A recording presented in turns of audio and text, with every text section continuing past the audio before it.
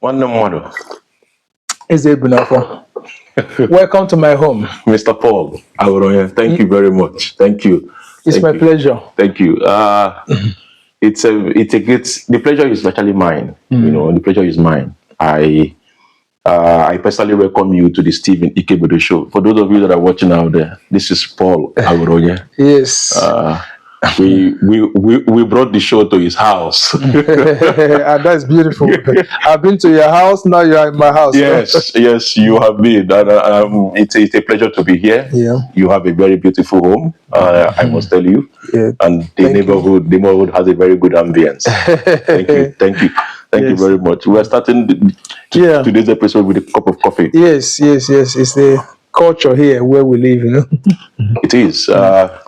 We don't make coffee, but we happen to be among the highest coffee drinkers in the world. Can you believe that? Can you believe that? It's very interesting. For those of you who don't know, we are here in Turku, Finland. Yeah. And it's customary that most places you go, even if the temperature is plus 40 degrees, we still drink coffee. Minus or in the plus. Yes. Anyway. Minus or plus, we still drink coffee. Yes. We still drink coffee. Yeah. Mr. Paul. Yes, brother. You are one of the few people in this country that I know that have been here for a while. You are in Nigeria? Yes, I'm from Nigeria, born in Nigeria, in Abia State, Nigeria. What was it that you were looking for that made you leave Abba? The story is long. It's really nice to be in this show for many reasons. One of them is it's good that people tell their stories by themselves, not from another source. So my story started when I was born in Abia, Nigeria, but as a kid, you know, as is customary for us in Africa, we usually have large families, you know, so 5 kids from the same in the same home. You can imagine we have 2 rooms, you know, we'll call one the parlor, that's the hall, the hall, and one the bedroom, you know. So 7 people, dad and mom, plus uncles and nephews who will come to sleep over, quite often. They come almost every day. And my mom, who is in the medical area, there's always patients coming too in the same house. So the space was so small, but we never complained. We loved it. The house was always full of activities. So eventually I started the journey as a young man, 15 years of age. I started getting my official job. That's after the school, after classes, you have to help out, you know, their family. So we go look for small jobs, you know, construction sites, selling things like soft drinks in the market, selling things just to get income. And they help out with paying school fees and the home things, you know, feeding, everything together. And we were doing it with joy because a lot of people around us were doing the same thing. We never complained. So we walked to school, 8 kilometers. Wow. Trekking. We never, for 6 years, I never entered transport going to school. So every day. So, you know, so it was fun because the neighborhood, you know how we do. You know, when you are going, you meet different houses on the way and you join the troop. The group keeps increasing until you go to school as a crowd, you know. So we are looking forward to that kind of crowd as we are connecting with our friends. And when we are coming back, we are also dropping them on the same bike. We all know their houses, you know, that they know our houses. So that was that as a kid. So I was helping out, selling things. 15 years I started. You know, so eventually there was also need for adjustments, for growth. Just I think all of us in this life like we like growth. Yeah, we do. So growing up, then there was calls to do other jobs than just menial jobs of helping with the construction sites and so on. So I got this call to work in an office. Okay. So that time I had my secondary school education, which is maybe what we call college. Yeah. So it's not enough, you know, to do very professional jobs then. So I started as a clerk in the office in Port Harcourt. Port Harcourt is in River State. It's a more open town than where I was born. Okay. So from there, I began to grow in the office. So as a kid, I think I was maybe 19 that time after the secondary school. So as a kid, the brain was still very sharp, the brain wanted more. So I had to study things like computing. Okay. By that time, the first computers that came to Port Harcourt, I was just interested, business center, we call them that time. That's the outlets where you go to study. Things. The local cyber cafes. Cyber cafes. So the first ones in Port Harcourt, I was there. So curious about the technology. So after the office hours, which ends 4 p.m., then I started studying university.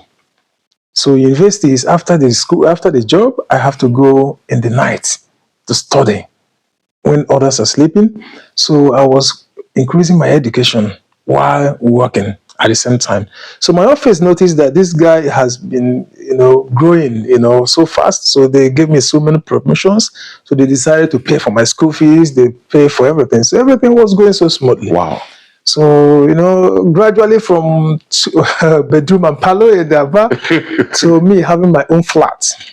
In Port Harcourt. In Port Harcourt, living alone, So, but the problem was the modern life, has its own toll, So I'm never home. I'm always work, school, come back in the night, the next morning work again. So, but weekends I had my own time, I had my own time. Yeah. So with my friends, it was very good story. I would say I was really happy with my life in Port Harcourt.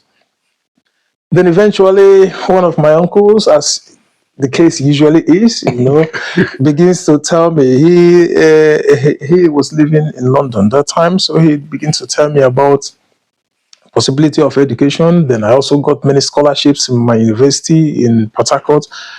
So I had, they were quite open for me to further the education also there in Port Harcourt. But so when these other ones came, there was also scholarships for schools in London and Denmark and other places asking if I want to come because I had that time I think I had good grades, Okay. So I can come over to study for that. Then eventually, there's also this growing burning zeal to know more. Yeah. So I begin to consider the offer of traveling. At what year was it? I actually came to Denmark 2003, but of course this stuff happened before when I was thinking about it. Yeah. So maybe from 2001 I was already thinking about it, but 2003 is the first time I actually managed to choose Denmark over England. There were so many factors to that. Again, I got scholarship too. From this? Yeah, from Danish school there. I was already studying in Port Harcourt, so I have to kind of further that education in Denmark. And why I chose Denmark was because it was a small country. Nigeria is huge.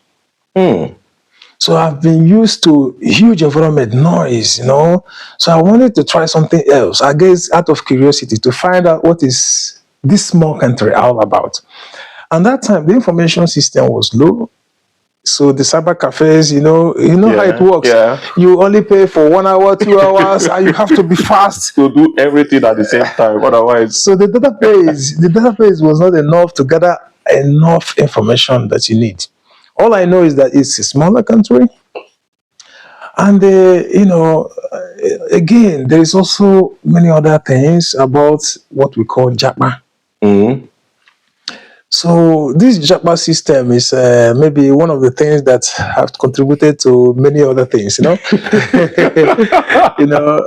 what it means is that in the 1970s, there was this oil boom in Nigeria, and the economy there was immigration to Nigeria. Foreign workers were coming to Nigeria to work, expatriates. So we saw a lot of white foreigners from different countries, so we were comfortable working with them.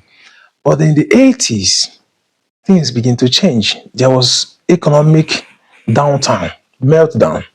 So a lot of people in Africa and Nigeria at that time was concentrating on oil and left other jobs. So other jobs were suffering. So of course the economy was going down.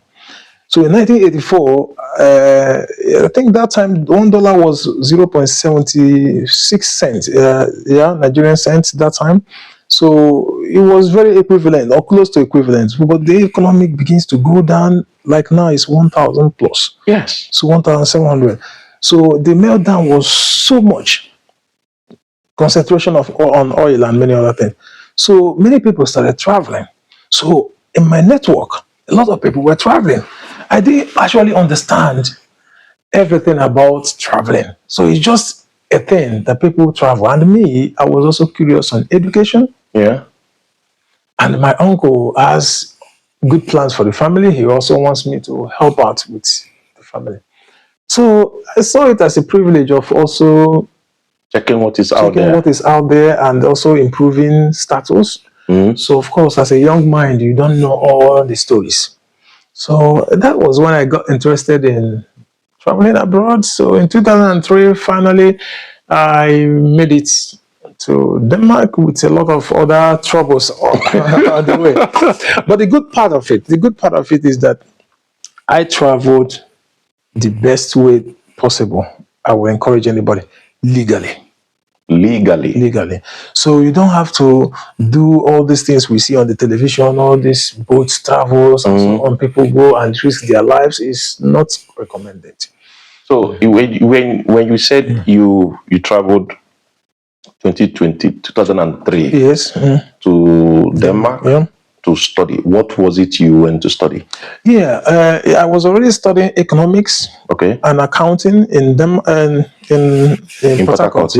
So I continued with economics, business economics, in Denmark. So that was that. So it was also along the line of the same thing, but then in different environments.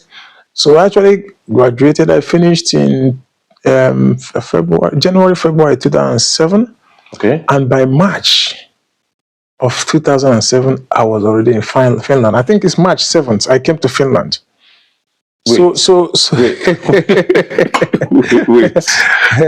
So that Yeah. for those of us who are curious can get to understand. So you 2003 you got to Denmark. Yes.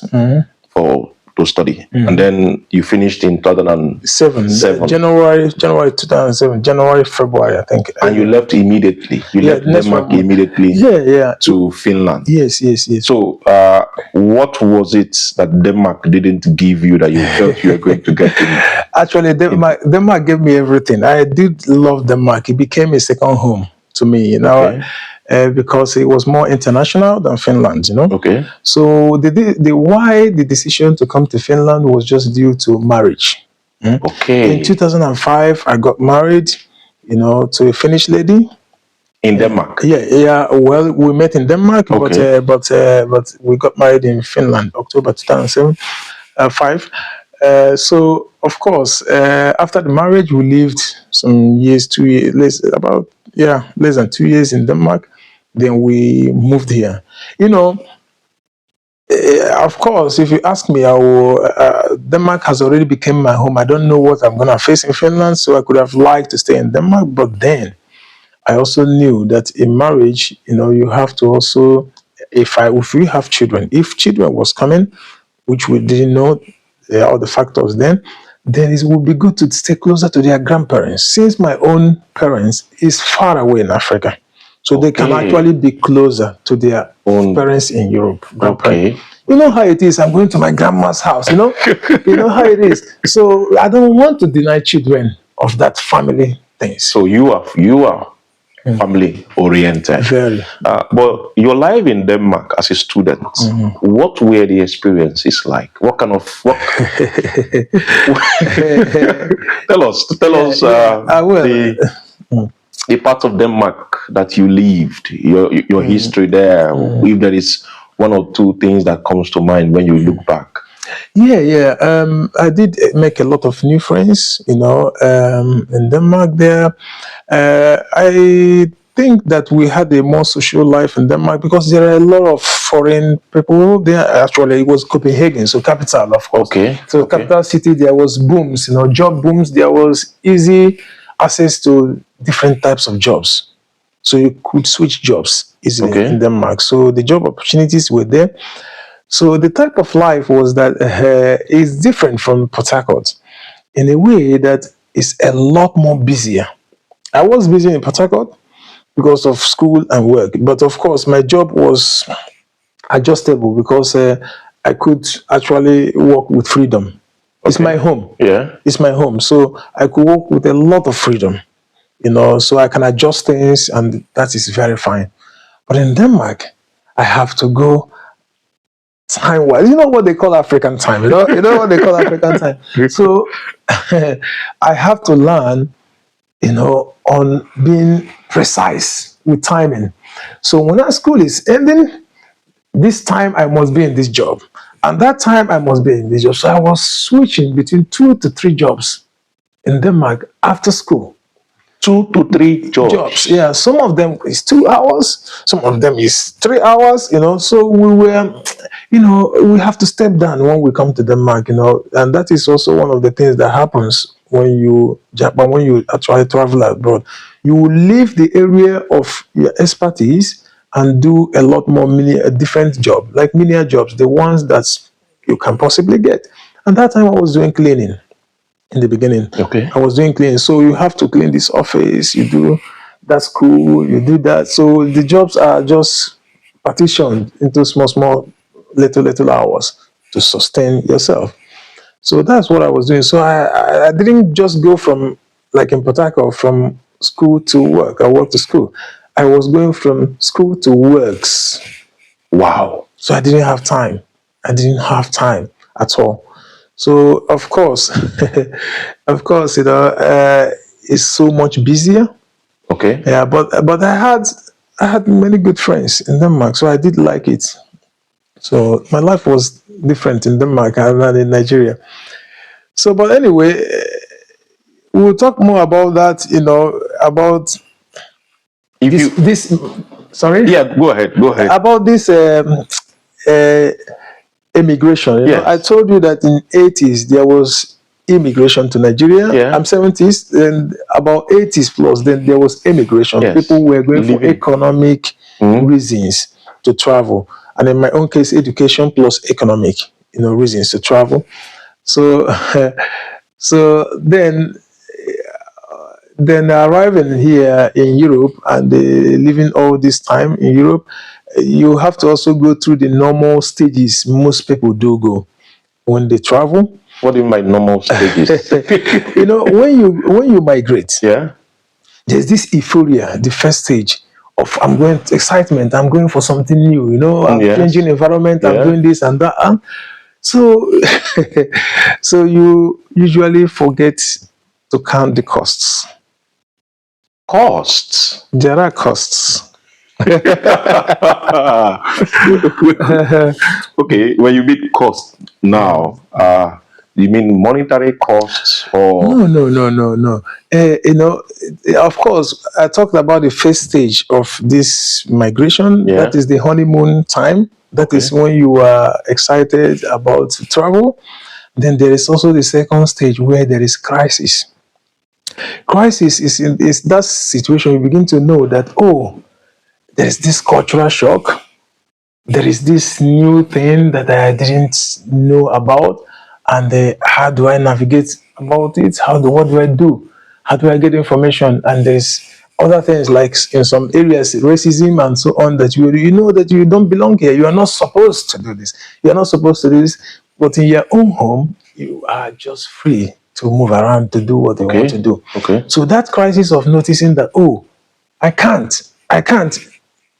Not suppose. It's a shock. It's a trauma. Yes. So the crisis period. So that in my own case, coming from an office and stepping down to be a cleaner, and by the way, very very tedious jobs. Lots of people were doing newspaper delivery in the nights, and some of them were engineers already. Some of them, I know my friends who have studied a lot more than me, will have to step down a lot. So that already takes a toll on them, leaving their profession completely. And it's not that easy to be in a new place and just get the right job, So you have to work so many years if you succeed in getting that. So that was some of the crises which we have. Then there's another one. There is this area of family where you started from, the network which you have. You lose all the closeness. So now you have to be doing phone calls. And in those days, the telephones are different from now. We go to phone booths to make calls. We go to phone booths, and So when a lot has changed. when your card, credit card is finished, that is it. International calls were extremely expensive. So you end up, even when you make some coins, you end up spending all of them Just to call home. in some of your calls, and just to hear their voice. And there's also another one. Those people were left behind, as time is going, lots of things are changing. It's true. Some people you will never see again. Some of them died. Some of your uncles you will never see them again. So when we were living, we didn't know all this to say proper goodbye to them. So we were thinking, the honeymoon time, we'll just go and come back, We just jump in and jump back, And then we found out that it's not a quick visit. Yes, it's not plug and play. It's not. So before you could finish one thing, another thing has happened. So you lose them. Many of my friends lost their parents, and they are still suffering till today. They are still crying when they talk about it, that they were not even present when their parents were buried. But how can you just travel? There was financial cost part to that. A ticket to my home country is 1,000 plus, sometimes 2,000, and there's other preparations, because of the large family. Yes. Because of the large family. So you might not even have the money all the time. There's also your boss in the job who you have to take adequate permission from before you are able to get to physically visit family members and friends that you left behind. Yes. Yeah. I like the fact that you mentioned this cost. At what point, how many years have you lived in Europe? For instance, you said you lived for a while in Denmark and now Finland. How many years did you live abroad that awakened this consciousness of costs, of what it really cost people? Yeah. Actually, I think the first 2 years, I was already figuring it out. But of course, as the years improved and grew, then the prices increases all the time. When wait, you even say the prices of the cost. Yeah, the costs have different prices. They have different prices. Just like in the supermarket, there is the same products, different brands are increasing because of the quality. So, but anyway, in this case, you will lose a lot more people.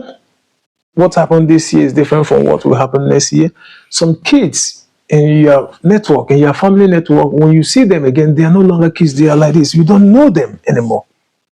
You don't know them, and they are like, they only had their own story when they were, that they used to have this uncle, but they are looking like you. Do you think people consider this loss of family and social connections or affiliations? Do you think they consider it when they plan to go abroad?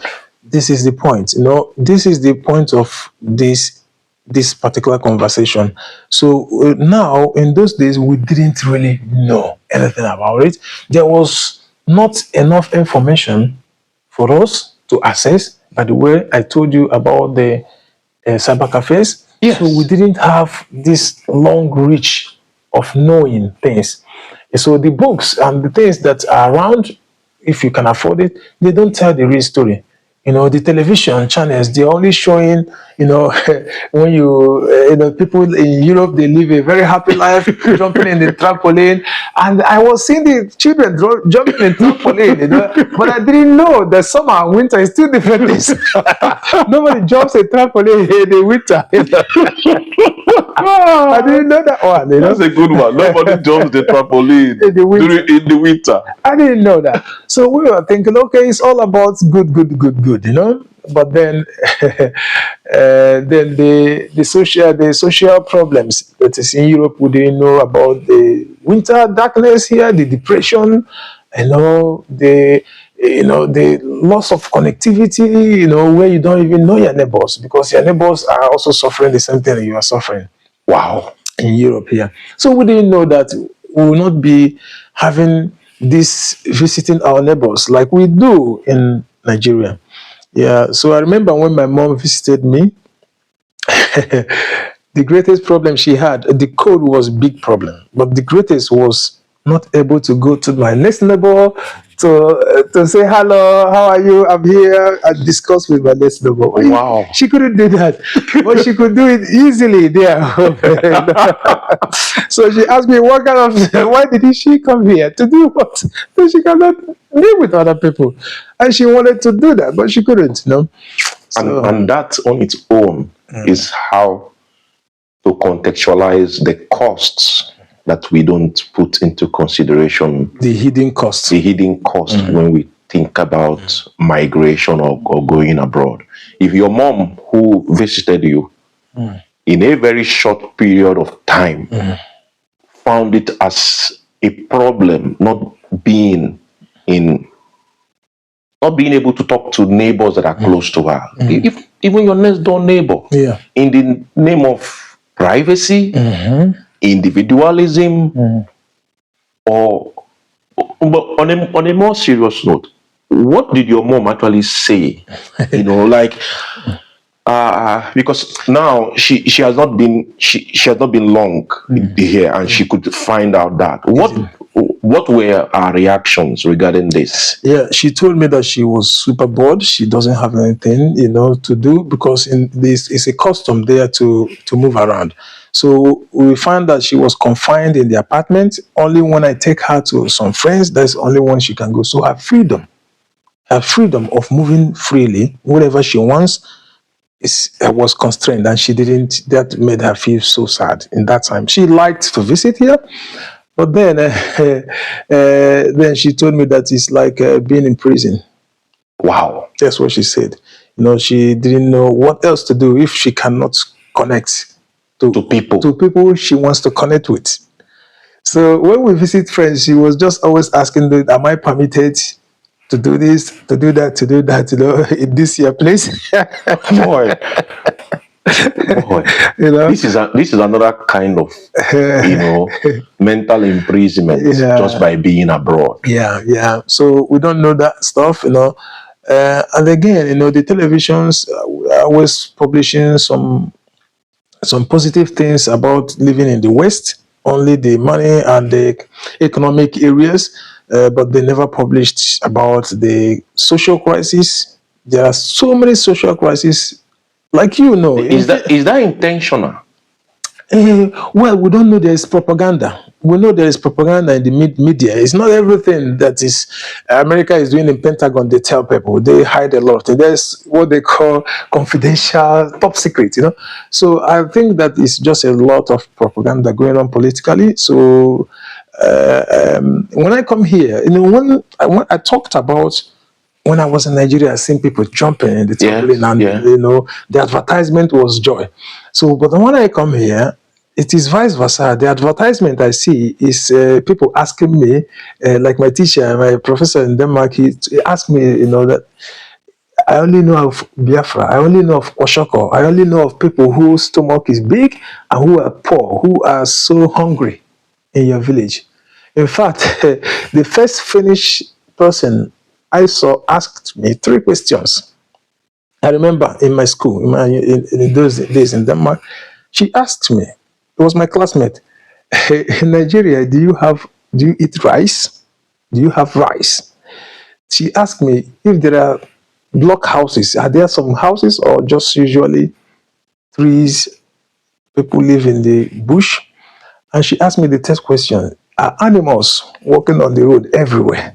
You know, This is in So- the year 2000. so 2003, I think that was 2004 when she was asking me because we had a project together to do, and she was asking me that. So I was wondering, what kind of information did you get? You know, where did you get that? You know, so but of course, when now I have children and they went to school, I see the kind of games they give them in school to play. Some of them called African Tahti, you know, so there are animals everywhere in that game, you know. So I kind of think that, you know, it started already from childhood To shape their shape the mind. mind that it's only animals in Africa. So so the advertisement I see from here about my hometown is not exactly how it is. So this is where I decided to tell my own story, take my children home, they find out things and learn. And when they come here, they usually teach others how things are, usually from their own observations. So I encourage anybody who wants to learn to make your own story by yourself instead of just hearing, reading, watching. Try it out. When you say you take your kids home, you mean you take them back to Abba? Yes, yes. I'm in my village. In Abba is my hometown where I was born. But after I'm actually originally, we have what we call village. Village is like what we call summer cottage here, where the older people, they don't, our uncles, they don't want to stay in the busy city life. They just have this local calm place. How many kids do you have? I have two. So Two daughters. two daughters who are Finnish citizens. Yes. So you take them from Finland Yes. to Nigeria Yes. to Abba Yes. for them to see things for themselves. Yes. What is their experience like? Right now, this particular year, I'm traveling again, so they are not happy that I'm not going with them. We just came back January this year. Okay. We were in December and came back January, so they had a lot of things. We did a lot of road trips. You know, in fact, before we left to Nigeria, their friends was telling them that it's dangerous to go to Nigeria. So they told them they cannot go on the road. The people will kidnap them. People will steal their phones. Everything they were told. So they asked me before we go that their friends are saying they are not safe. Of course, they have been there many times. You know, so they know. So they try to kind of tell their friends it's not like that. But are we taking road trip? I say yes. So we did a lot of road trips. My children say that out of all the travels, this is their own experience. They told me that out of all the travels we have been to, they said mentioned New York. We have been to New York, the city, you know how it is, you know, Dubai and many other places, France, Paris, and you know, we have been to many, many places. They told me that out of all those trips, that the one of Nigeria is the best experience of their life. Wow. This is what they told me. In fact, The same Nigeria. yeah.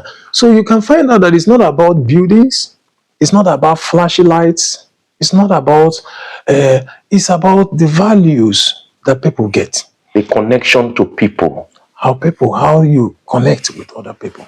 So I think that's what they were talking about.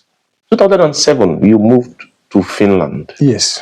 And 2007 till now, you are still living in Finland. Yes, very good.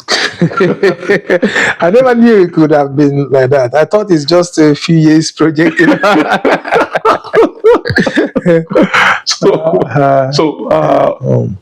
You mentioned family. Yes. So could that be the reason why you are still here in It Finland? is the main reason. It is the main reason. You know, the children have already started school, so to uproot them from here to another place is gonna be it's a huge thing for them. So you uproot them from a network and put them to another network. They have to be matured and mentally ready for that. So the good thing is that they are growing. As they are growing, they are connecting more by themselves, and the leaves and the roots, they will grow, and they will do that. It will happen naturally. So from 2003 to 2025, Yes, that's 22 years. 22 years with the hope that you were going to go and come back. When are you going in back? fact, my office in Port Harcourt, where I was living, my manager, we signed a lot of things. You know, we agreed that just after the education, I will come back. You know, so it was a sign. So I didn't know that I will have kids When I come here, I didn't know that I would be married. When I come here, I just was trying to live, to out of curiosity to learn new things. But things changed. Things changed. That change Yes. that you met Yeah. in your course of migration has also changed your trajectory. You are still living abroad 22 years after. Do you think that is a good change? Yeah. That is a very nice question. I mentioned before about the stages of immigration. I Yes. mentioned the honeymoon stage and Yeah. the crisis stage. There is also the third one called adjustment stage. So now you begin to kind of change your thinking and begin to kind of, move around things to just somehow survive in the new environment, because you have to survive and play along, Yes. to join the society. You have to be a part of the society. So after the adjustment stage, I think the last stage, which I find myself right now, is the area where you begin to make long-term plans. Long-term plans, how will I think it's the integration, also the stage where you begin to plan ahead. And now I've planned that my children, at least for the fact they are still young, they'll finish their education here, and eventually when they grow, they can now decide what they want. And by that time, I don't know what happens to me. So for now, I live one day at a time. One day at a time. So if after 22 years of living abroad, at what point did you now decide there is no going back? There could be a going back, Oh, there could be a going back. There could be a going back, because now you have to do the costs and the benefit, profit and loss in business. This is also a human type of business. Yeah, so I've been checking some of the things I told you, the crisis time. I've been seeing quite a lot of change in the people I loved, and how I've lost them, like my mom and the many other people. And the many of us are also considering that, we also already know how it is when we get old. The culture here is that we go to old people's home. Not everybody likes that stuff because it's a lot of protocols. And in my own hometown, town, family always looks after us at old age. So those are factors to put into consideration. Yeah. So though I have accepted the society, that is the integration, the fourth stage of immigration, I'm living like this. I'm going with the flow, but nobody knows what happens tomorrow. But then the costs are quite big. The costs are quite big also on our children, and us that are living here. So there could be a different chapter to this. If you are to put things in the right perspective, for thousands who are hoping that they're going to live, for instance, 22 years in Europe, how I want to put it in perspective, in simple, plain terms. What could be the day-to-day cost of surviving for those 22 years? Like, how was it? Yeah. If you talk of costs, different types of costs, I would say that before one comes here, that person first has to kind of prepare. There is internet now. There is a lot of information. There's also wrong informations, but try to kind of study. Go to learned individuals, people who have school of thoughts. There are some articles, some maybe professors also have put there. Learn and know the place you are going a little bit. Have some kind of basic information of those places.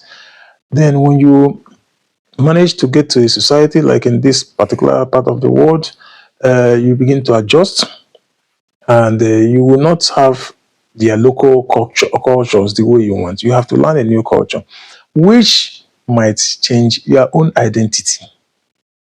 you could easily lose your own identity. So whatever that you are, where you are, will adjust, it will change. You will become a new person, either positively or negatively in the new society. If you are so lucky in your new society to meet your kinds, your type of people, the people who understand you, your own local community in the new place, then you have a better chance of surviving. They could teach you how things are done here. So that can help. Yeah. So when you kind of gradually integrate, uh, try to learn with the people, learn the language if possible, because that gives you access to job. But of course, the jobs will be the menial ones in the beginning. So while you are taking the menial ones in the beginning, do not just stop there. Keep learning. Like in my own case, I will say that I was studying at night.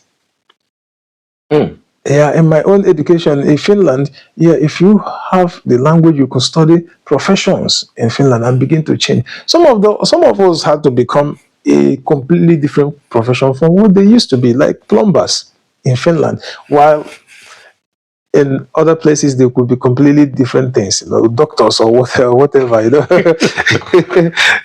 So this is it. So it gonna get more difficult when you move, but it helps when you find a community, your own It helps community. when you find a community.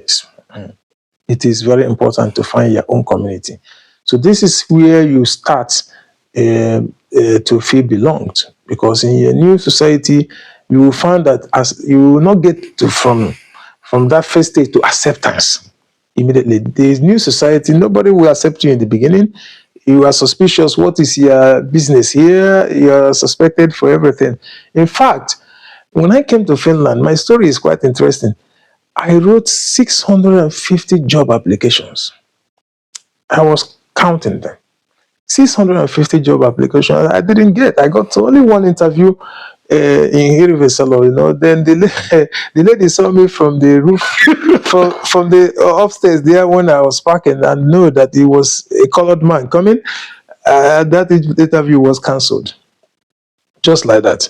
So you could be rejected just for your color, even without saying a word. So mentally, you have to get ready for that kind of thing, that things will change, when you move. Wow. So it's not going to be rosy, rosy, rosy. You have to really go down low a lot before the growth. Of course, so when you're in that deep place where you don't want to be, make effort to get more improve yourself, growth. Study something, find new ways of doing things, and that might help you get out from where you are. It's not okay to just stay and be stable and just do the basic things all the time. Then you never grow. The basic things are those things that nobody else wants to do here, but they just leave it the areas you can get the job very fast. So this quick job fix, like I said, Yeah. 2 hours job, 3 hours, jumping here, jumping here. In the cold winter, jumping from one place to others is not easy. Your body, your things, a lot of things. In Finland, do you know the cold here can cause what they call frostbite. Somebody can lose fingers, lose ears, lose everything just because of struggling to do basic jobs in the outside.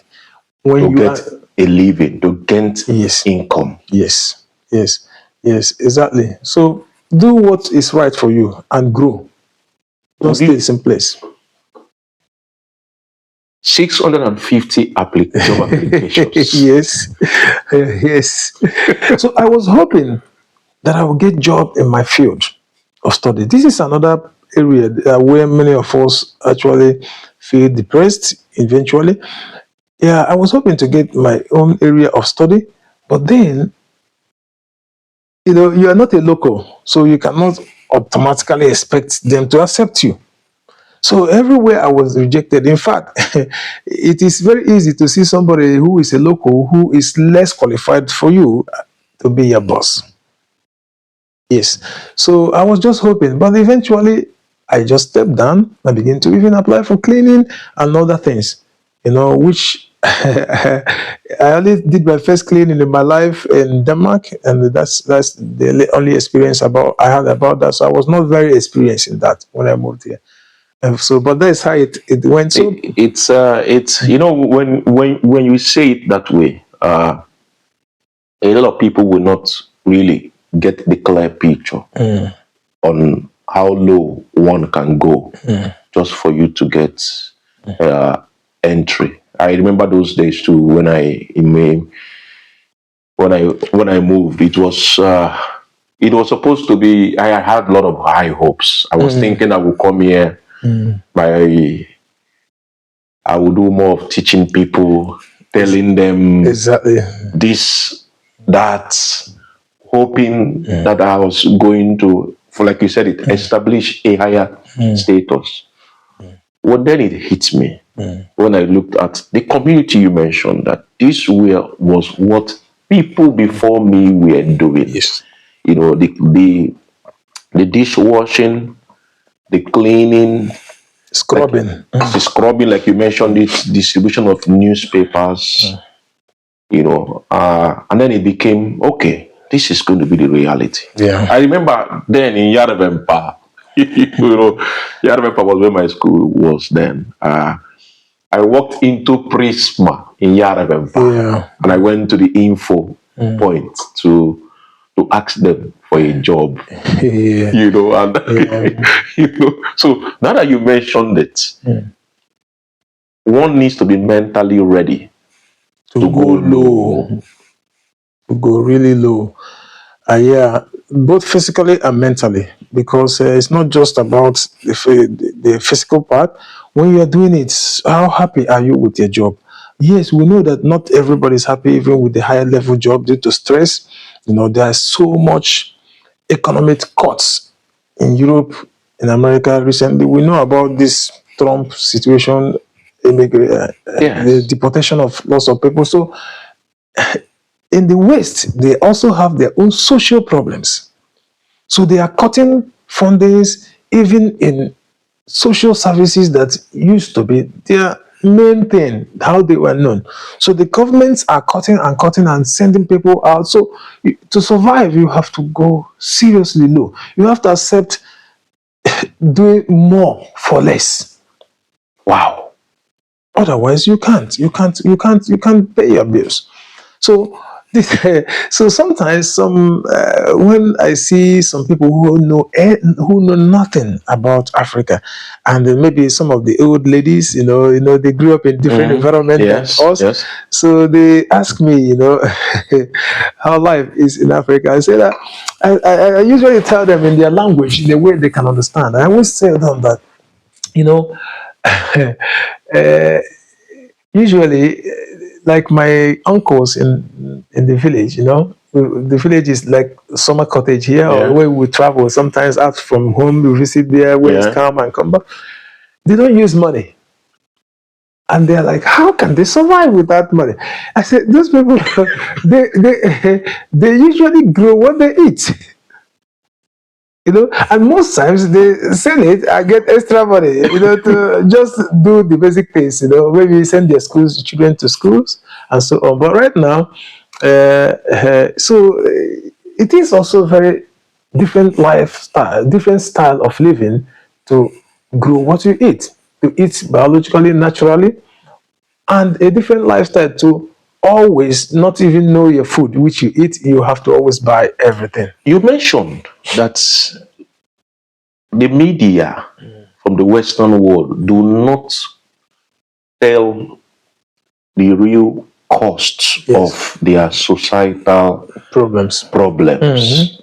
Do you think it is one of the reasons why a lot of people don't know that these problems or this going low, these societal issues that are available in the Western world is one of the reasons why there are more people wanting to come to Europe or to live abroad, because they do not see these problems? Yeah, it is true, because if you think about the number of people traveling from my own country to here, it has more than doubled from 1980s, when there was a little bit economic crisis, and what I meant was when there was digression from agriculture to oil because of the money oil brings. I think in the beginning of 1980s was when the Arab War happened. So that time there was some kind of limitations on how much they can buy, sell.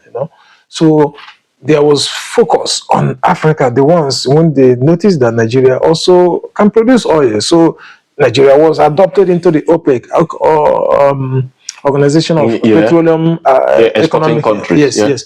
So then the money, people noticed there was money in this, and the foreign expatriates were coming and paying so much. So people left their jobs, agricultural jobs, left their local things they were doing, carpentry or whatever, and went to study more and they, work in this mine, in this wells, oil wells.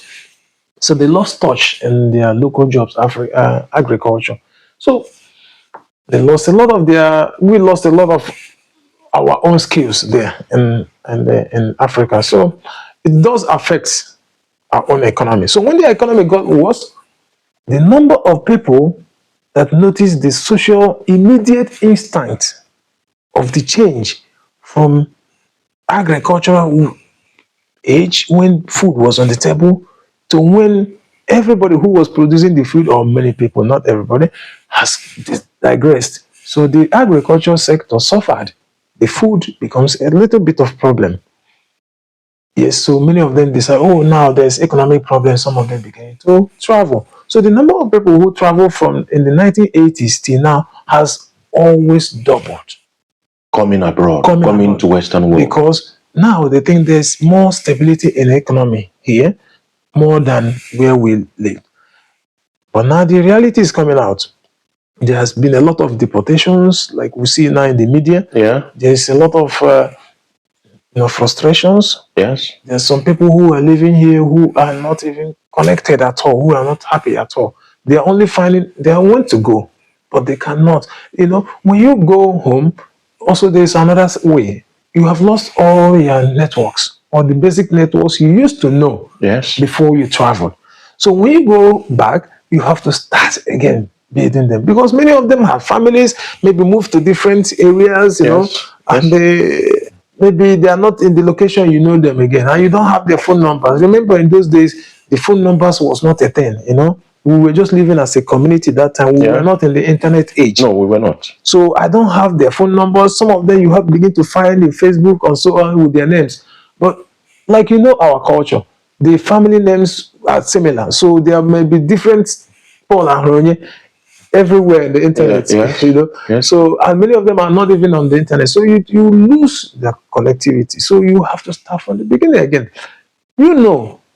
From your own experience, starting from beginning, when you arrive to Finland, the cultural problem and the mental state. Yes. So going back, even when things are not okay for you in the new environment, and start a new life can be really, really tough for any person. You are excited to see your family, you are excited, but many of them are in different conditions from what you left them. And that is sometimes can be very unimaginable. Yeah. But when now, as many who are still desirous of coming abroad, would some of them will, for instance, love to have opportunities to even quickly, but when they get here, you mentioned it: loneliness, boredom, depression, and having restriction on people you can connect with. Do you think that they are aware that these problems can cause more problems? No, they don't. I think most people look at the economic part, where you can have a little bit more savings financially here, but most people forget to count the cost of the social crisis, also your mental trauma. It's gonna be a lot of mental trauma, because most of the people you see, you gotta call them if you know how to reach them. So that cost has been neglected, ignored, or not even calculated properly for humans, for us, until we actually experience it. Remember that when you know something, even when you know something, it is a different thing when you know something and when you experience something.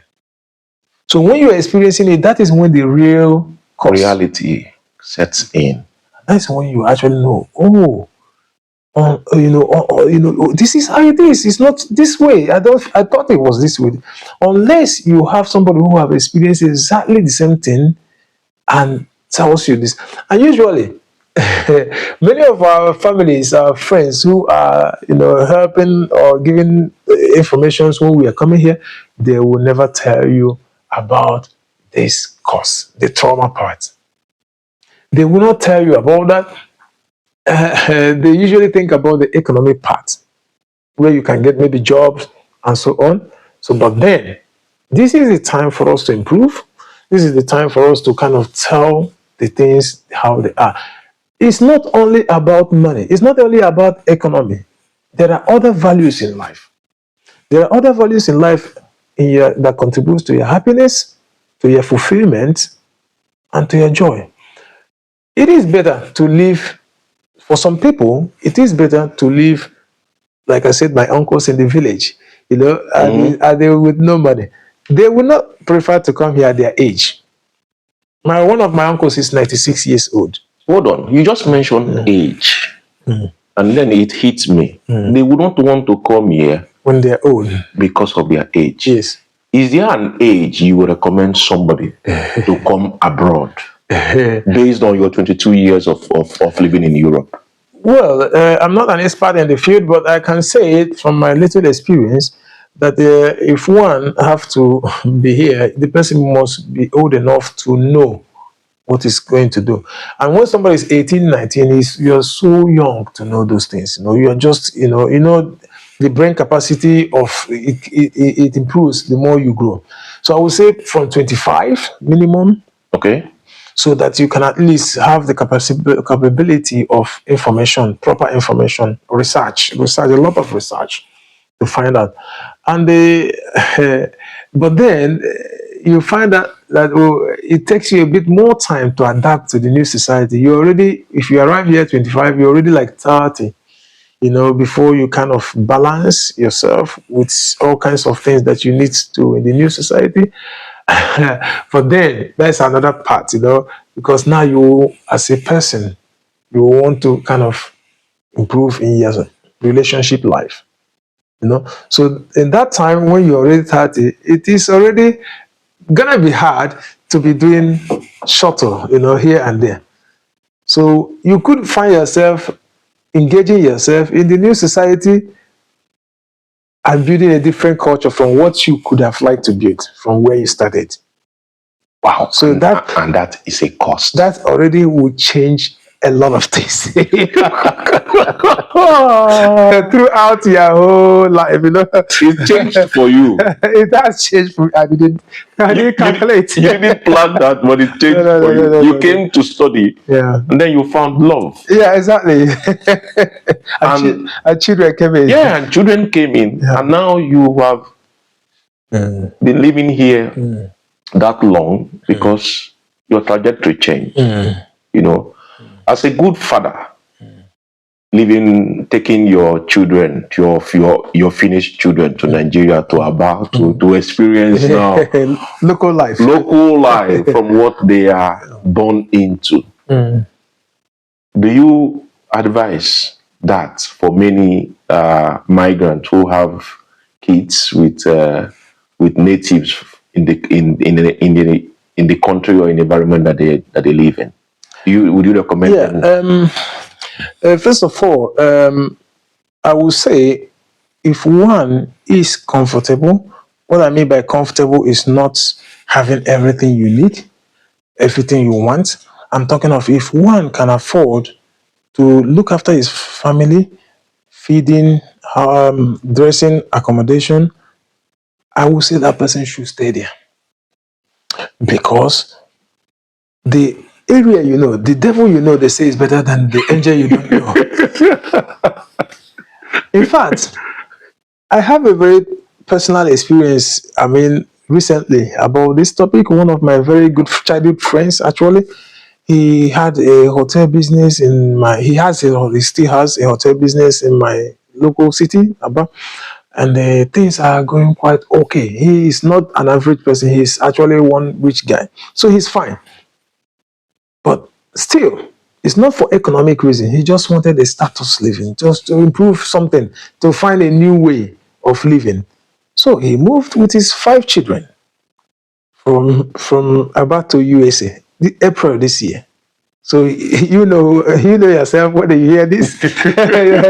So he moved. We visited them. Me and my children. We visited them in January. They were so comfortable. So in April they decided to try something else. They moved to USA. So a few days ago when we talked, he told me that they are all going back to Abba again. All of them. In fact, he spent so much money in building that dream for the children to try something else. With a physical cash when after paying house rent in USA, and so he had $12,000, and he found out that a cost of $120 was not even enough to run his family every day, and he found himself driving taxi In the US? Yes. So from being a manager of his own business to being an Uber driver and still not meeting up with his costs. So and the cultural shock. Of course, the children were all surprised about how the changes, how people talk to their parents here, how people talk to each other, communicate is so different from how they talk to their parents there. So the children were asking so many questions. They were so confused, but by the way, children were bigger. So it's not like small kids that grew up in the environment. They are already grown up in Nigeria. So in this case, the culture adaptation was already too much for him. So now they are planning to go back, and they cannot wait to go back, and think they are in the process now of going back there. So if you can somehow cope with wherever environment you find yourself, your own home, where you feel free to move around.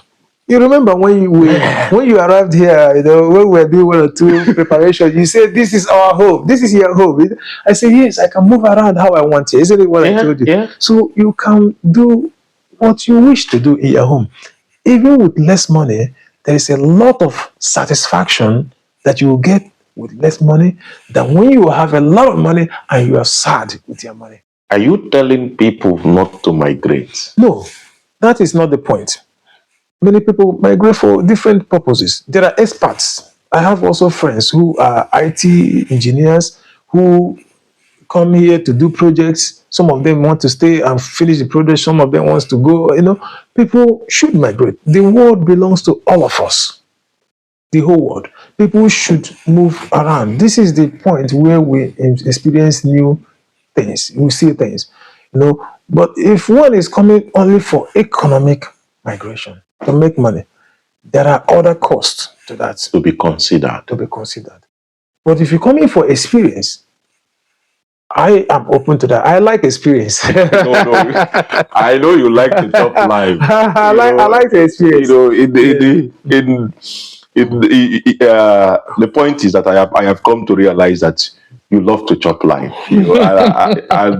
It's one life that we've got. Yes, and it's so short. Yes, and haven't lived your time here, 22 years. Yeah. At some point, like you mentioned it, you develop a different kind of attitude that initiates you. Like you use the word integrate you, that you become part of the society's fiber, and then you begin to take things calmly. You begin to enjoy, the small things that you did not see as at the first time you came. Yeah. Which is why I am going to ask you this next question. It took you this long to live, to see and appreciate the small things that you didn't see when you came the first time. Yeah. What could you refer to as conditions that opened your eye now to now begin to appreciate those things that you saw when you came but didn't get to pay attention to them? Very good question. This is deep. There are small things that happens. Then our brains begin to wander and they figure out that this is not how it used to be. For example, my daughter, so we went to Lido. It's a shop, small shop in Finland, yeah? Yeah. So we just bought a mango. Then I looked at that mango. I said, this mango is different, from the one I used to eat. And she said, what do you mean? I said, usually I go to the tree in the village, I just take the mango, I start eating it immediately. But this one now, everybody here, they wash it, they remove the cover. Then when I ask them, why do you remove the cover? Because even in Nigeria, we eat even the cover. Yes. They say because of chemicals, they used to preserve the mango. And the taste is so different from the chemicals and so on. So small things begin to tell me that this was not how I knew it before. So what has contributed for me not to enjoy this the way I used to enjoy it before? Yeah. What has got then I begin to put thoughts to that. So there are other parts that I didn't know, that even the food I eat has to be controlled, has to have some kind of preservations. We didn't know that at that time. We cook everything every day, We didn't have fridge in our house. We always cook every day, and vegetable. But here we have to preserve. So what I eat, how I do things, even where I go, how I have to behave in that particular scenario, and so on, made me to think, okay, something is different. So how can I improve that? And by the way, what have I benefited here? What have I benefited here? So the two cultures, I take some things good here, some things good here, and join it together, what I consider beneficial. And that is how I've been living. You compare. Mm-hmm. So do you think having to experience both worlds is a bliss? Yeah, to some extent, it was a good thing, because I told you that I was a curious person. Mm-hmm. I like to experiment. It was good to know what is in the other side of the river. But then, you remember the Bible story about eating from the apple for the Garden of Eden? If then their eyes opened and a lot of things happened. So your eyes to a different way. when you move to Denmark, you saw a world you never experienced. Sometimes not knowing something is even better. It's even better than knowing something. So you're telling people out there that not even migrating. If you are fine, if you can provide for yourself where you are, just be happy with what you have. You don't have to have it all. Having it all is not always a blessing. It could also be a curse. You could lose the things that matters most to you. The things that are values, but which you didn't know that they are values. Of course, a new environment gives you access to new learnings, new informations, new beginnings, new things. But to the making of many books, there is no end. New things will always exist. You cannot read all the books in this life. It's not possible. The more you know, the more you are responsible. Your responsibility grows. So, but we are limited. We are humans. We are limited to how much we can do. So if you have the whole world knowledge and you have limited resources to activate all of them, so isn't it gonna wear you down? It's gonna be so difficult for you to achieve. And we have so short life to live. Maximum 80 years these days, on the average lifespan, about 80 years or so. And we don't have enough time to achieve all this information. So basic information is enough for someone to live a happy life. The more you know, the more you are expected to give, isn't it? You mentioned in Denmark you were running 2-3 jobs after school. Yes. From here to here. Yeah. Could the busy lifestyle, you mentioned it was busy. It was very busy. Like compared to, when you compared Copenhagen to Port Harcourt. Yes. You experienced a busier life in Copenhagen. Even though the population of Copenhagen is too small compared to compare it to Port Harcourt. Yes. But you were busier.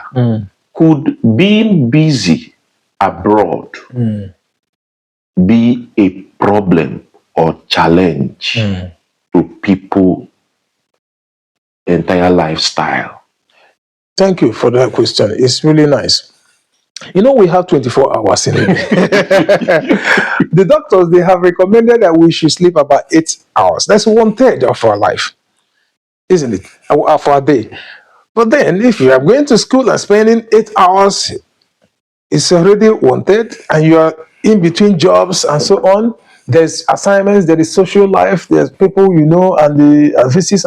You find out that your sleep already has dropped for 8 hours, maybe. Some people have 4 hours, some people have 3. In my workplace, there are so many people who come with a lot of tiredness. We didn't sleep, we were so busy, this, and that. There's family life. So a lot of these things take toll on you, that being busy doesn't necessarily mean being fine. It takes a lot of other things away from you that you could have valued. For example, sleep. Social life, people here in the West, they don't have enough time for each other, to visit each other, because of they are busy at work. They are busy. You know, the employers, they keep giving one and more tasks for the same price. Of course, because they are adapting to the hard crisis, economic crisis everywhere in the world. So people are more exhausted. The more you do all this job, it's taking physical energy away from you, mental energy from you. In Japan, there was there was a lot of things happening there. When the people were working different jobs, there was even a lot, suicide rate increased.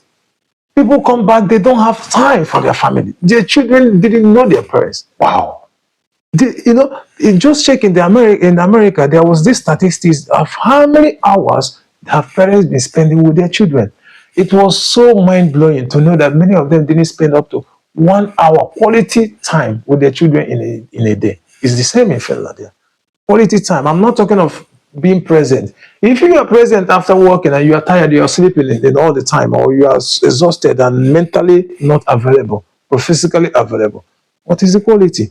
So it is taking a cost, a lot of cost. That being busy is not really the most advice. It's not really the most advice. So that advice thing for any person to do. So when you talk about some of my uncles in the village, when I consider how their life is, they are less busy because they are usually farming for what they eat. So they are not interested in buying new televisions. They are not interested in buying new phones. In fact, they still know each other very well without phones than we that have phones and have no time to call. Wow. We have unlimited phone calls in Finland, but how many of us actually use that time? We don't have 3 hours to call this person, 2 hours to call them. But those my uncles spend so much time with these people. They know where they live. In my village, if something happens to somebody, it takes 10 minutes, 15. Everybody has heard about it. We have, oh boy, Mr. Paul. It's deep. Even me, after living 30 years in Finland, I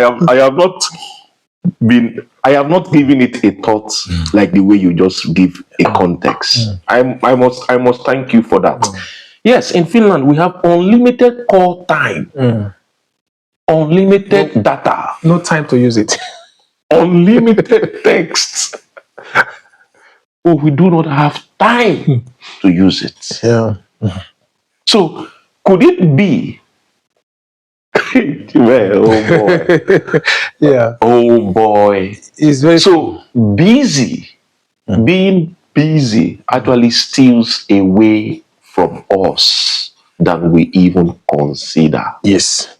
So you have the cake, you have the beautiful things that people are looking for, but you don't have the teeth or the mouth to eat it, because there is no, in fact, it's available, but you don't have time to eat it. So what's the point of having it? So isn't it better that you, in my opinion, that you have something less and you have the time to enjoy it, considering that the life is so short and everything we have around us will leave one day, one will die. So the time which we don't have here is taking a huge toll in us. And some other people in other parts of the world have more time and less materials, less accessories than we have. So the time we used to build all those things to be like another person, to be like our neighbor, our friends, you have to have the same type of iPhone, which costs a lot. So you have to walk, become a machine, a robot. You have to be the robot. Go from here to here, here to here. You are never available. That that machine you have, you don't even have. If you ask you everything inside your phone, you don't know how to use all of them because you don't have the time to go through all of them. You are always on the move.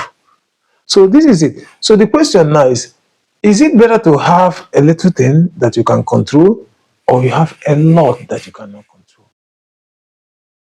If you have been following us, we are going to take a break now. Paul has said even much more than I thought he was going to say. So stay tuned. We are going to come back for a part 2 of this episode. Stay tuned. See you.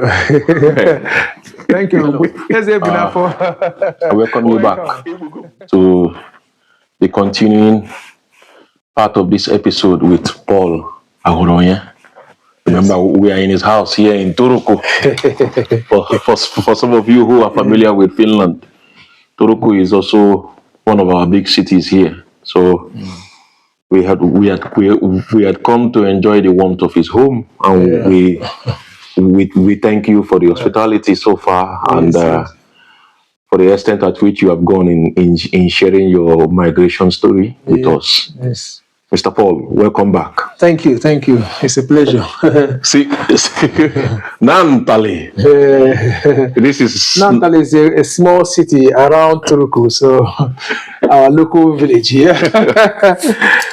So I like that. That shit just tells you that something good is about to happen. This man, you have really enjoyed Obodo Igbo.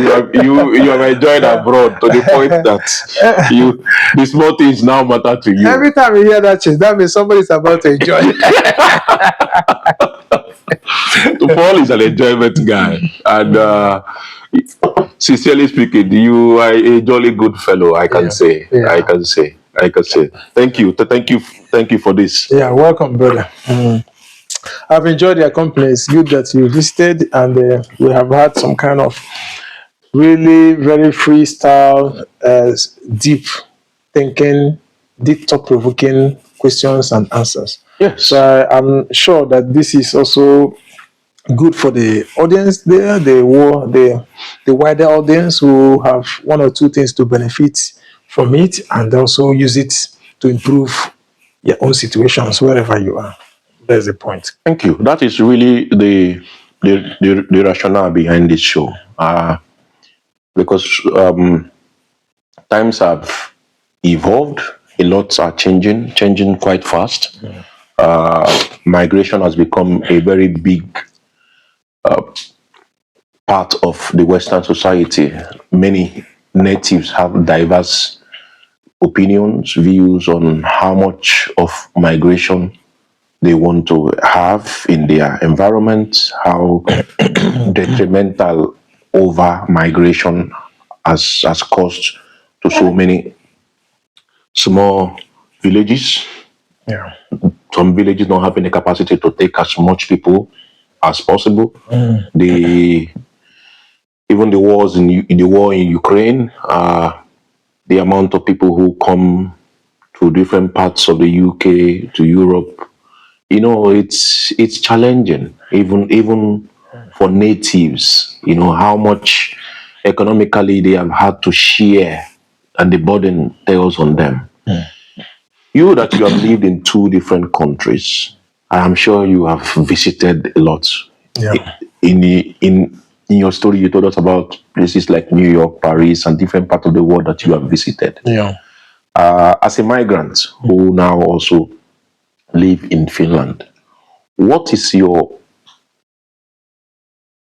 perspective or opinion about natives and how they accept migrants? Yeah, thank you for that question. I didn't see that one coming, but then it's a very good question because so far in the first episode we were talking about the Japa, the movement from other countries to here. But then, after so many years of being here and having many, many Finnish friends, local friends, and I speak quite okay Finnish language, the native language, so I've been able to kind of make good friends and discuss some of these topics, and they see their opinion, their mindset. I read the news, I see what is happening, and I follow the new laws happening, so I can see how the locals are also adapting to us coming here. It's not just about how we feel about coming here, but how they feel. A few years ago, there was this immigration from Syria because of the war in Syria. Yes. So when they moved, many of the many places in Europe, they came many places. So the first ones I saw in Finland. I remember we were visiting Forsa and the Hämeenlinna area. So I noticed that the first influx, the country couldn't handle all of them. It's a new concept. They don't have the facilities to accommodate everybody. So many of them had to find themselves living in abandoned property. I saw for my own eyes like cafeterias, some buildings that was already kind of removed for use. Wow. So it was already kind of supposed to be torn down because it's no longer okay for people to spend time. It's old building, full of all things. So just a way to accommodate these people temporarily. They were put there. Some of them stayed in some kind of school properties. You know how it is, in other countries they can stay in tents in outside fields. Yes. So I had an opportunity of speaking with one person in Pansio from Syria, and then he actually told me something that made me think. He said to me, it is true that he wants to be alive. That is why he ran. He kind of accepted to get away from the war. But living here and the conditions he finds himself, no anybody to talk to, his language is not understood by anybody. And I'm not talking of just English language, I mean the body language and the needs. It's not understood by the new environment. That he and his friends have decided to go to the government of Finland, the people who are taking care of their accommodation, because they were in refugee center. Okay. So he said that they have decided to go, and it actually happened. It was in the news. They went and told the government that they want to go back to the war area. They want to go to Syria back, even though there's war. It's better to die in their own home than to stay in a peaceful place where there is no activity. They don't seem to be understood. Their language is not understood. Well, in the government's eyes, according to the news, they were providing them food, some of this leftover food from the shops. The shop didn't sell. They call it ruokayono in Finnish. So that means you stay in the line. Some of the food that, instead of being expired, instead of being thrown away, so they give it to people who need it. So they were receiving this food, but it's not just enough.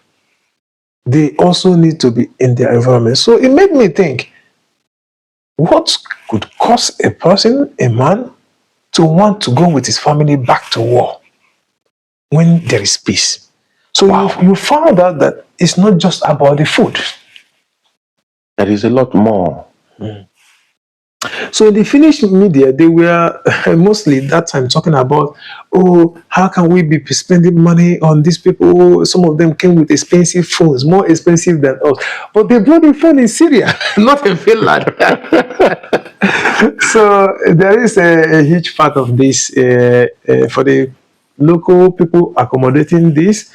New people, it is a task, it is a huge problem to take the influx, so they have to adapt to small structures, quick structures. Do you think that the Finnish society or the Europeans who live in Europe in their respective European territories do not, for instance, care about migrants or don't want migrants in their countries anymore? Yeah, according to law, the European Union law and the international law, when there's crisis, you have to help humanity. This is how to preserve the history of humanity. There have been many history in our lifetime. There have been the Indonesian situation. If you read some books, you'll find out that there was a time in this world that people were facing this extinction. They have to be preserved, the cultures, the people, they have to be preserved. So when there is existential crisis, where instead of wiping a society, it is our own international responsibility to allocate these people and preserve their culture, just like the Jews, the Israelites, they dispersed. Yeah. And when there is peace, they go back. That is our responsibility. So when in this case of crisis, either economic or war or whatever crisis, because it is a responsibility, international law, to accommodate these people, that is why many Western countries, because they have relative peace politically here, they are forced to take these people. It's not that it was by will that, oh, I want to take this person to my home, nobody actually will take to the homes. They usually have a center where these people have to stay.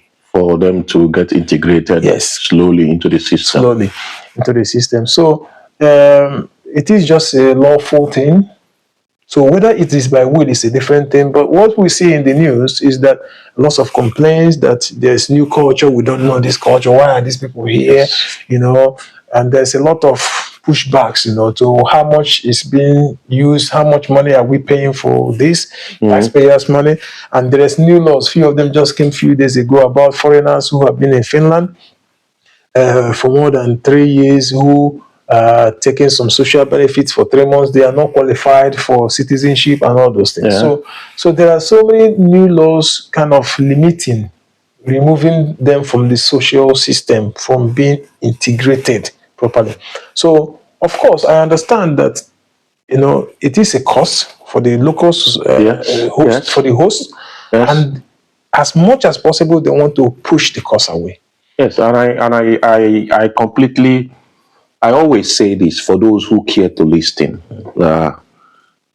that for somebody to welcome you into their own land, into their environment, and share their peace, their safety, their lifestyle, their culture, their food, their opportunities, it's a privilege, because you had left where, for instance, you are coming from, you have left the culture, you have come into a new environment, and you have been given a reasonable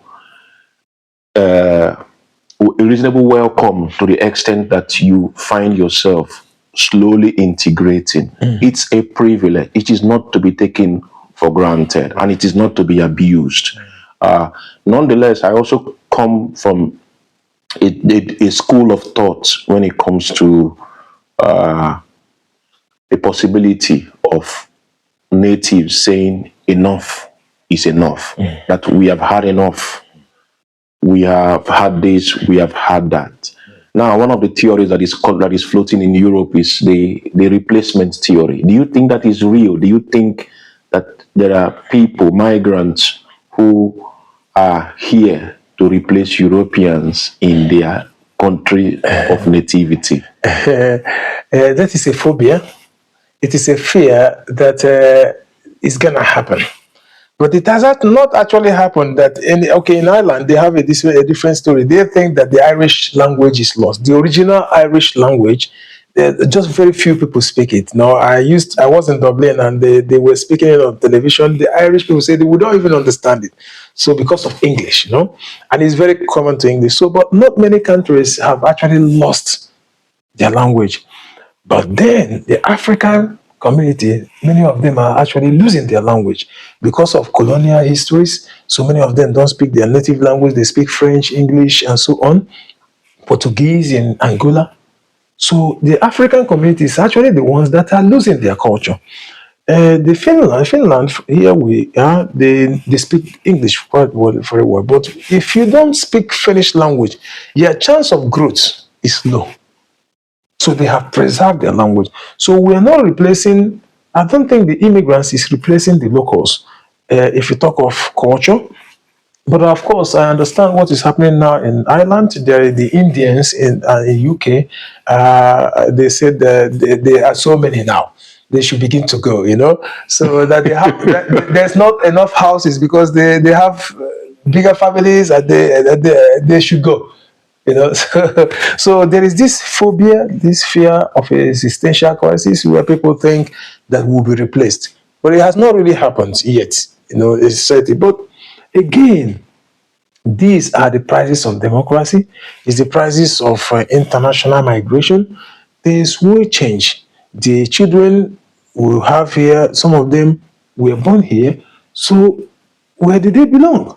Do they believe if I'm married to a Finn and I have children that are half Finn, half Nigerian, will they go to Nigeria where they were not, they didn't grow there, they were not born there. They feel eventually that where do we belong? They tell them you are black. You don't belong to this group. Go to black group. Okay, they go to Nigeria, you are white because no other person is like you except somebody who come from there. So it is not easy, even for these people that you think that they are replacing you for their own life because they are already knowing that self-identity is already a crisis. Their own identity is already being a little bit in problem because where do they belong? So, do you speak your language, your native language, to your kids? Yes, I do, and they understand almost everything I say, or if not everything. Yeah, so that is very. So I try to preserve my own culture. Yes, my daughter was telling me she was in London, and that made me proud of her. She was in London, and people were speaking my native language, which is Igbo. They were lost. And that is a street she had been there before. So she went to them and began to speak English to them that, look, I know the place, I know the place, look, this is how we do it. And the people were like, how did you hear what we were saying, So she understood what they were saying in Igbo. And answered them in English. And they were surprised. They were confused. What is, why? Or how is it possible? That's a good one from you. Yeah. So you are a Nigerian dad teaching his daughters who are Finnish, half Finnish, half Nigerian. You're teaching them Igbo, yes, and they speak Igbo. Yes. Do you think that's a good way of us retaining our identities, our culture, even when we migrate abroad? Yeah, it is very good to preserve cultures. It will be very, very bad for the whole international community, for the whole world, when a culture is lost. It's very bad because you don't want the whole world to be the same. There should be differences. So if all of us speak one language and behave the same way, it's going to be boring. So each culture is important for our own enjoyment in this life. So for me, I have managed to educate my children in my own native culture, and they are responding very well to that. So it has been beneficial for me. If my daughter can correct somebody somewhere, when I'm in Finland, she was in London, and it already shows that she's learning something. That's good. I commend you for that. I'm very happy about that. It's good to hear that after all of these years of migrating and then being a father, that you have children who are partly white and partly black, speaking your native language, and are proud of that identity that their father has. They're responding. Yes, and they are responding. What is, now this is on a general note, what would you tell somebody who has just migrated to Finland today, this year? What will be your advice to them? Things have changed a lot, so laws have changed a lot. The community have grown. When I came here in that 2007, when I spoke English in a public bus, everybody would turn and check, who is that person speaking English? Because it was not common. The foreigners were much less, that time than now. So now people can easily do their things and so on. So the development has changed a lot. I would say find your community, find your own local community, join in a way that can help you mentally. then be active, be know what is happening in the environment where you live. Try to study the language, try to kind of find jobs, start slowly, looking for your own area of expertise. Whatever you are before you come here might be very difficult, but like you said, their local communities. You come, they are also scared, they also don't know your intentions, they don't know your plans. So it is only when you gradually enter the system that you can bring out, your whole package and show them what your plans are. And if it's a good plan, of course, you will make more friends and maybe you can grow from there. You don't just start from where you were when you just moved to a new country. You have to start small, slowly, and go up. Of course, there could be some lucky ones, but it doesn't tell the 1% of the whole thing doesn't tell the stories. If you're in IT, doing some programming jobs, which is international, it could be easier to join in without even speaking the language because you speak computer language. You're a machine man. You're not a human person. You're a machine person. So that one, you can easily go with the job area, but we are talking of the social area now. So you have to kind of connect socially.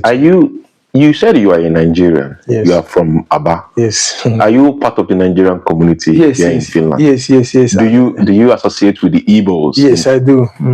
It has been one of the great decisions I've done because my children are benefiting a lot from it. It's not just what I tell them. It is good they see the stuffs I tell them from other persons. One gets tired of hearing the same thing from you. So when you hear it from different multiple sources, it becomes a thing. It's no longer an assumption or that this person is just telling because of your feelings, but you have seen it from different sources. So my children are learning from the community and I'm happy about that. Could you advise, if you can, what would be a different thing you would want from the Igbo communities in Finland? A different thing I could want from them? Yes. Well, we are gradually improving, doing different things and learning new things. So I like that area of the growth. But of course, many of us are still new. So I would. You are not new. Yeah, I'm not. Many of them are new, and they are mostly focusing on finding ways to survive. It could be job, it could be education, and so on. But still creates some time to also learn more about where we live, the language, the community. Yeah, that can help. In fact, we can also bring the ancient and modern. We can also bring the African and Finnish together sometime at a point and also present it to some people who don't know anything about that. So the more we go closer to the people, the locals, the more we have access to showcase our culture. Yes. Finland has welcomed you. Yes. Yeah, it's two children. And the Finnish Lord has given you two beautiful daughters. Yes. I see them on your. Yes. I see their pictures. I'm proud of them, yeah. Yes, you should be. Actually, if they are speaking Igbo, now that they are speaking Igbo, you should be. To the many, like your kids, who are mixed, either they have an African descent or they are from maybe other European countries, but I hear partly parented by Finnish citizens. Yeah. What would you advise that community of mixed raised children? The community? Yes, like what would you tell them? Because tell my children or the community? No, not your children, because I know you tell your children a lot. But as a father, okay, who has children who are mixed breed, there are several thousands of parents who also have children who are of mixed breed. Yes. What would you tell those children? What kind of advice would you give to them? So children of mixed breed, for my own children and the other people, I tell them to write their own story. When me moved to Finland, I have to adapt so much times. I have to adapt so many things. I have to begin from the beginning.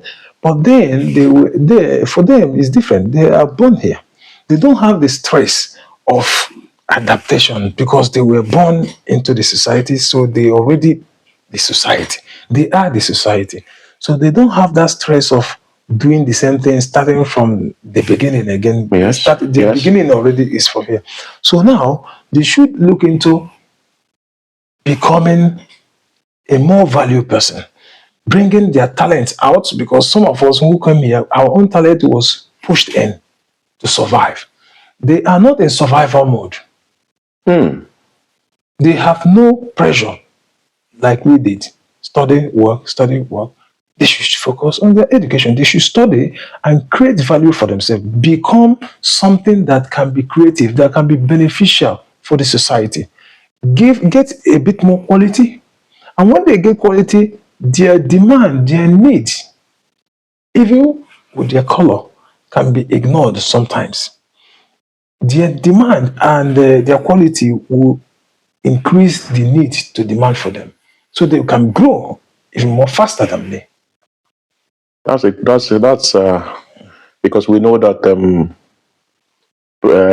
we are all different, and most people have personal preferences, Yes. and it's very important that we teach our kids that not everybody will prefer them, and being able to acquire skills that are competitive and put you at an advantage is a plus. That in whatever they find themselves doing, being able to outperform others on That's merit. this is the point. When you create that value and well quality, I'm talking about, nobody can reject you. No, Because what you are offering is better than the market. What is generally available Is better than the market. So you will be in hot demand because you are the thing. You are the thing that is wanted, that's needed. So right now, they don't have this pressure of survival. So just use education is free in Finland for the people who are born here. Get yourself into a situation where you suffer now, get quality, improve a lot of things, improve your skills, forget about money chasing, forget about million jobs, forget about quick money. Quick money is a situation where children who are just turning adults become 18. Immediately they turn 18, they say we're adults. They just begin to work immediately and forget to increase their knowledge. And by the way, when you work immediately, you usually do basic jobs, no? Basic job. But when you begin to increase and acquire and get experience, by the way, money cannot buy it. It's so much value than money. There is something you just mentioned now, and I would want to use this opportunity just to digress and hear your own opinion. Home acquisition abroad, Properties. do you advise migrants to own properties abroad? That one is a little technical questions. I'm not the expert in that area, but I will say personally that it all depends on what person is, what person really wants. What is here? I told you that when we immigrate, we go through those 4 stages, of honeymoon and the crisis, the adjustment. Then there's this area, the last area of long-term planning. That is acceptance time. So now, if your long-time goal is to stay forever in Finland and die in Finland, then that is when you will be considering all those things, because cost-wise, if you buy things at a point, it becomes your own, maybe it saves some cost, maybe it brings other pressures, So in that case, if somebody's long-term plan is actually to stay here, so there's personal decisions. And by the way, nothing is guaranteed.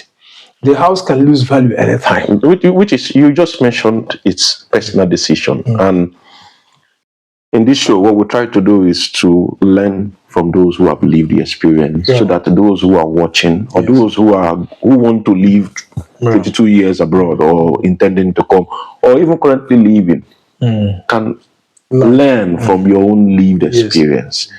If somebody moved to Finland right now, what would you tell the person?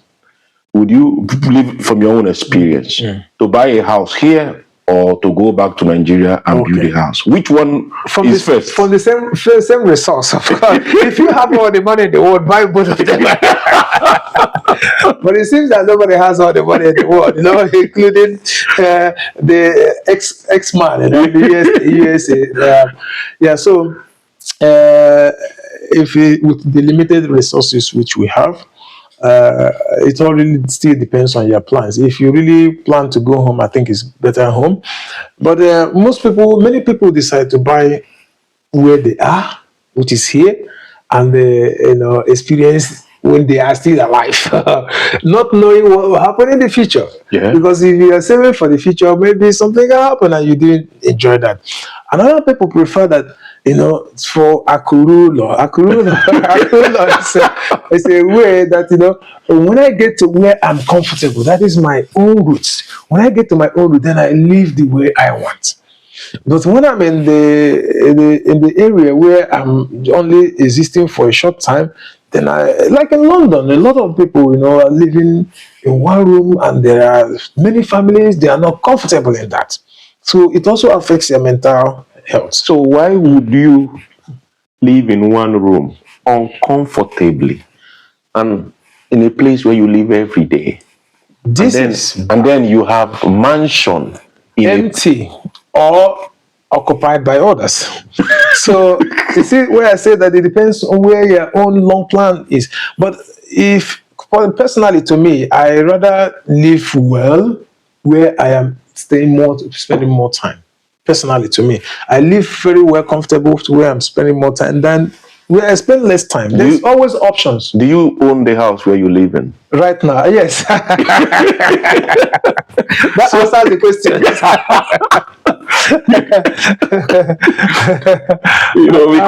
Because it's another mistake a lot of people make, only for them to realize after many years that they would have considered owning the house where they live in the place that they live. Yes, yes. It is a very good thing because, everyone having a house and somewhere, maybe you have Spain or so, there's still also maintenance which you are doing to that. It's costing you when you are not even using it. So what's the wisdom when you are just spending and you're not using it? Why don't you improve what you live? After all, your life is happening right now, not later. Yes. Later can be so late. It could also be that your health will change tomorrow. That might not even be what you need anymore tomorrow. So what you have now is what you need. Maintain that, in my opinion. Live comfortably where you are. Try to do things that make you happy and grow from where you are. That's my advice to the newcomers. Mr. Paul. Yes. Thank you very much. Yes. It has been a very long episode. You have shared much more than I thought we were going to get from you. And I really thank you. And on behalf of the show, I hope when we call you again, you are going to answer us. I will always answer. There was a jingle in 1986 in Nigeria. They say this. They call it Nigeria Go Better. So that means Africa go better. That means Nigeria, there will be improvement. In Africa, there will be improvement. So things are still going to happen. In fact, there have been some developments in Abia. If somebody wants to check, you can check Abia, ABA in Nigeria. There have been growths. So people are gradually improving things. So there is hope. Back home, yes. Back home. So it's not true that everything is all hope are lost. It's not true. So things are also happening. Yes. So we should put our considerations to all this matters. And also for those Europeans who, for instance, haven't been to maybe Nigeria or that part of Africa, like Paul said it, we have brick houses. We don't live in mods. We eat rice. we eat rice. and we don't have animals. And zebras don't walk on the main road where the cars are going. When you said that woman asked you that question, yes. It was a real situation. It's not just a joke. She was all eyes open when she was asking me these three questions. and with the curiosity to learn. And in the beginning, I thought it was a joke, but it was very serious. Do you eat rice in Nigeria? Do you have brick houses? Do animals go on the streets? I said, like, you mean like zebras, lions? I said, yes. Do you walk on the streets? It's dangerous to be on the street. I was like, oh. I don't know, sincerely speaking, do you have this opinion? Now, I'm not asking this for empirical data. I'm asking based on your own lived experience. Do you think Europeans or those who we come in contact with, either in Finland, do you think they see people who migrate from Africa less? Thank you. I was reading a Finnish article some days ago, and what they said concerned me. It was talking about that the kind of immigrants that is coming to their country is low quality. They were saying that they end up as clean. They are always cleaners. They are lower in intelligence. So that it's not that they are benefiting anything from this migration that is coming here. That is a minus for them. Yeah, so what I think about that is that from the beginning of our show today, I told you that many of those people have to step down. So there was a lot of talent, a lot of skills before they moved here, but because of the society issues, they have to step down. So it's not true that they're actually mentally not as clever, or they are inexposed, they are not experienced. No, it's just situation. They cannot always get the job that they are qualified for when they apply. Like in my own case, 650 applications. What can you get for? So you just have to accept what is allowed for you to do.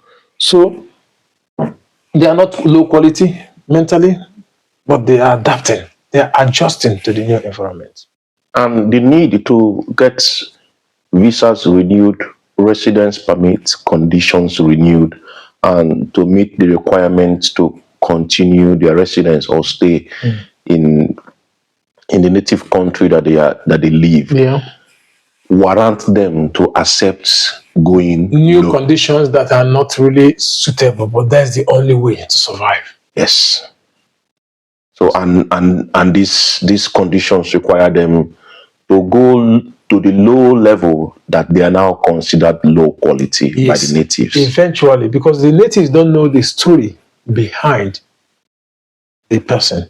They only see the job the person is doing, and that is a conclusion, without knowing the details. And most times it's not always easy to speak. The Finnish society is already shy, so to come and approach and even to learn you is a little bit challenging. You have to make efforts to them before they come to you a bit. So eventually, considering what the person is doing now already has given that ideology that the person has no knowledge, And you said it's as if the show is getting longer. but the point is, you mentioned something here that now makes sense. You have to go low to meet the requirements of renewing your residence or getting your visa extended, and then having the rights to stay in the country. But nonetheless, you should make the effort to step up. Does language learning increase the chances of stepping up for one to become of good quality? Yes, it does. If you check the educations, if you go to admissions.fi, the educations that are offered that are good quality educations, like if you talk of electrical engineering and all those kind of, many of them are in Finnish and in the local language. So what you study in English, the courses in English are so little. And of course, you understand, that's why many of our foreign professors and so on, which we know about them, many of them don't get jobs because the thoughts that are taught in English is so less. So the majority of the courses are done in Finnish, which is okay because it's their local language. Yes. Yeah. So, but then, if I want to study something that is very good, but it is only done in Finnish and I cannot speak Finnish, so I cannot do that. So I just have to stay where I am. So I cannot grow. So if you really want to grow, you have to get there to study that stuff that helps you grow. Alternatively, then you travel to English-speaking country like England and America, but the cost of studying that is even more higher. Not many people can afford that. Wow. So at what point does migration, those desire for greener pasture, where does it end? There's a book in Amazon. I think is it Kindle or so on Amazon. The book is written by one of my uncles, Ahuruonye. He treats this topic. The name of the book is In Search for Greener Pastures. In search of greener pastures. So the truth is that it doesn't end. It doesn't end. You think that the other one is greener. You continue going there and it's never ending. So just like looking for the end of rainbow. As a kid, I tried to find the end of rainbow, and I found out I got lost. So the greener pasture does not end. There's always more prospect, because when you arrive to where you thought that was the end, then you discover something else on the new horizon, and that something else is maybe better than where you are, and you want to try there, and you discover another one. You end up completely ranging, completely out of your range, and that has its own toll too. Like we talked about, eventually you have no more time.